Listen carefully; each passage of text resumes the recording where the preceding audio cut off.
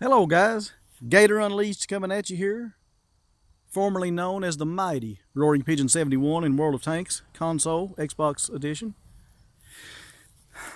Out doing a little shooting here on this fine day, which is something I do all the time. I love shooting. Just some things here. This is a Ruger EC9S. It's loaded. That's kind of what I carry a lot. I just bought it though a month ago. 10 years ago or so, I bought a Ruger LC9S. Same gun to look at it, totally different in function though. The older LC9S is a hammer-fired gun with an extremely long trigger pull. Each of them are 7+1 mag capacity. The older LC9, I've shot the far out of it. I've shot every kind of ammo that money can buy through it. It's never made a bobble, not one time. Never had any kind of hiccup. So I found this EC9S here at one of the local gun shops for $259.99. I'd been looking for one because this is the striker fired version. It's replaced the LC9. And I love the trigger on it, so I bought it. And immediately I've had trouble with the gun not functioning. And it wasn't having any problem with a failure to feed or an extraction problem. The problem with this gun was the slide. The slide simply got stuck on it. It just would get stuck, and it would, cleaning the gun, the slide gets stuck and just absolutely locks up tight, won't move. Just about drove me crazy. It just literally almost drove me crazy trying to figure out what in the hell was wrong with this gun, because I know Ruger makes a good product. Long story short, this gun right here where this safety is, there's a pin, and that little pin backs out and gets stuck and binds the slide up.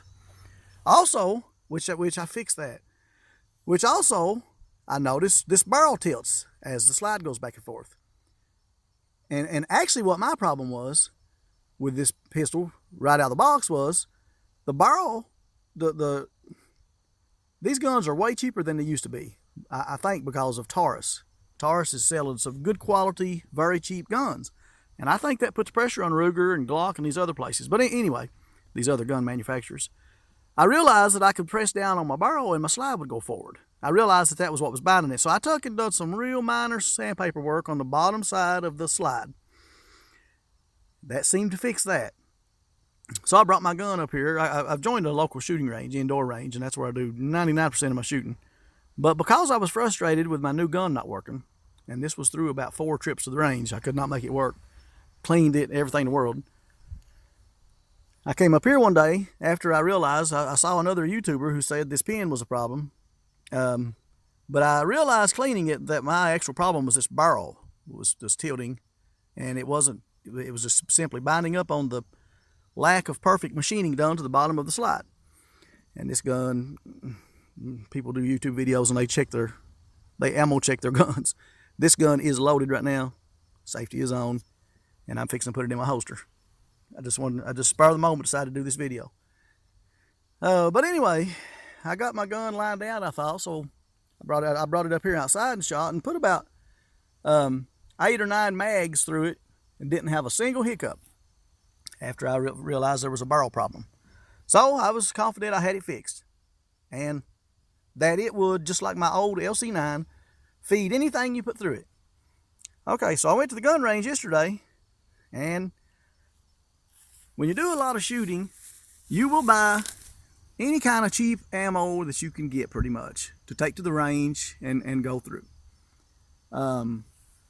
So I had bought some of this aluminum, and luckily I didn't buy a whole lot of it. But I did buy this 200 round pack, and I actually bought another box of 50, but they're gone, and about 150 rounds of this is left. This EC9S will not feed that. It will feed it. It will not extract it consistently. About twice in every mag, one will fail to extract.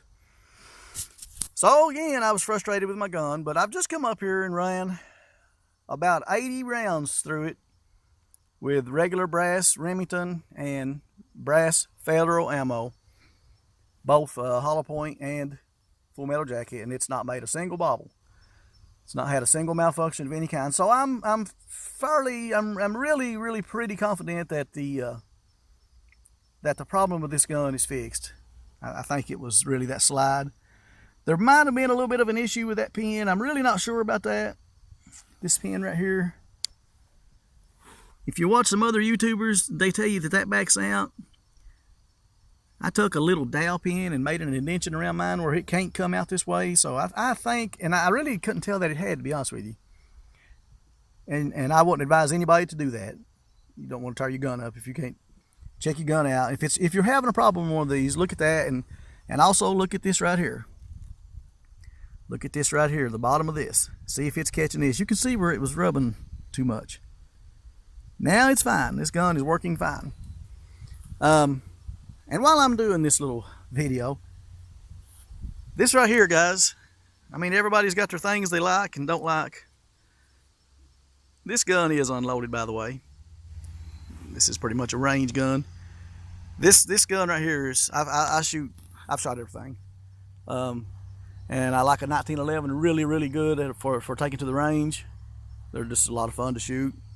They work really well for me. I have a Taurus 1911. I've shot some others. I've never had one have a problem. I've shot the cheapest ones that money can buy. I don't think you're ever going to beat this Beretta 92 FS.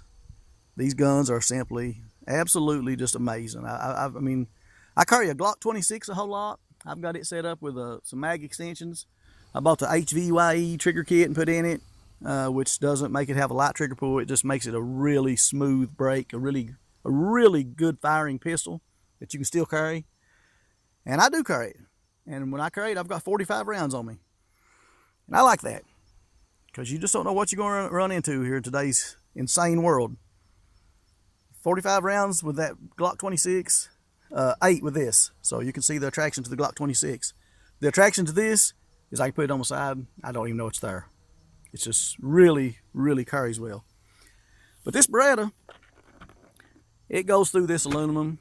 They're just such great guns. I mean, I guess that's the only point I'm trying to make. The Beretta is just such an amazing gun. At 15 yards, I can just easily wire like a softball.